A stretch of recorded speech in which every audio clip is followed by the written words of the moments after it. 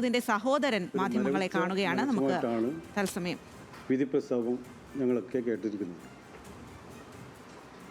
ദീർഘമായി 23 വർഷം കഴിഞ്ഞിട്ടാണ് ഈ ഒരു വിധി ഉണ്ടായിരുന്നത്. തന്നെ ഈ ഒരു സംഭവത്തോട് നമ്മുടെ ഡിപ്പാർട്ട്മെൻറ്റും സമൂഹത്തിൻ്റെയൊക്കെ ഒരു പ്രതിബദ്ധതയെ കുറിച്ചാണ് ഞങ്ങൾ ആലോചിക്കുന്നത്.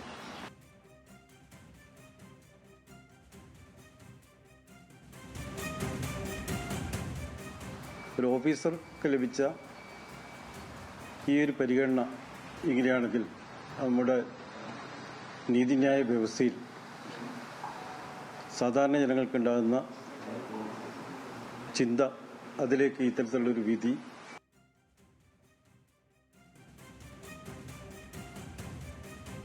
ആദ്യ കാലഘട്ടം മുതൽ തന്നെ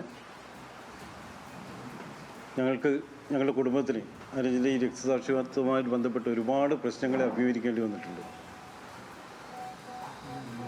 സർവീസിലിരിക്കെ ഡ്യൂട്ടിയിൽ മരണപ്പെടുന്ന ഒരു പോലീസ് ഉദ്യോഗസ്ഥന് ലഭിക്കേണ്ട പ്രധാനപ്പെട്ട 2 ആനുകൂല്യങ്ങൾ, ഞങ്ങളുടെ ആനുകൂല്യങ്ങളെ കുറിച്ച് സംസാരിക്കുകയല്ല. ഒന്ന്, മാതാപിതാക്കൾക്ക് ലഭിക്കേണ്ട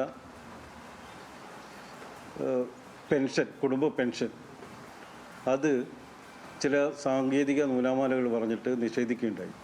ഒരുപാട് കാലം ഞാൻ എൻ്റെ പിന്നാലെ പോയി അവസാനം മനുഷ്യാവകാശ കമ്മീഷനൊക്കെ ഇടപെട്ടിട്ടാണ് ആ ഒരു പ്രശ്നം പരിഹരിക്കുകയും കുടുംബത്തിന്, എൻ്റെ മാതാപിതാക്കൾക്ക് കുടുംബ പെൻഷൻ ലഭിക്കുകയും ചെയ്തത്.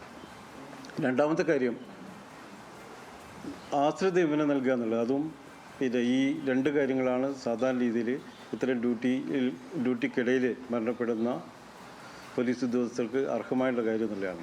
അതും ഞങ്ങൾക്ക് ലഭിച്ചിട്ടില്ല എന്നുള്ളതാണ്. അപ്പോൾ അതിന് സാങ്കേതികമായിട്ട് പറഞ്ഞ കാര്യം, ഞാനും സഹോദരിയും സർക്കാർ ജീവനക്കാരനായതിനാൽ നിലവിലുള്ള വ്യവസ്ഥ അനുസരിച്ച് ആശ്രിത നിയമനം നൽകാൻ സാധ്യമല്ല എന്നുള്ളതാണ്. പലരും തെറ്റിദ്ധരിച്ചിരിക്കുന്നത് എൻ്റെ അനുജൻ്റെ ജോലി ആണ് എനിക്ക് ലഭിച്ചതെന്ന്. ആ രീതിയിലൊരു തെറ്റിദ്ധാരണ പല ആളുകൾക്കിടയിലുമുണ്ട്. അപ്പോൾ ആ കാലഘട്ടത്തിൽ 2003 ഞാൻ PSC റാങ്ക് ലിസ്റ്റിൽ ഉൾപ്പെട്ടാണ്. ആ രീതിയിലാണ് ഞാൻ പോലീസ് സർവീസിലേക്ക് സബ് ഇൻസ്പെക്ടറായിട്ട് നേരിട്ട് വരുന്നതെന്നുള്ളതാണ്.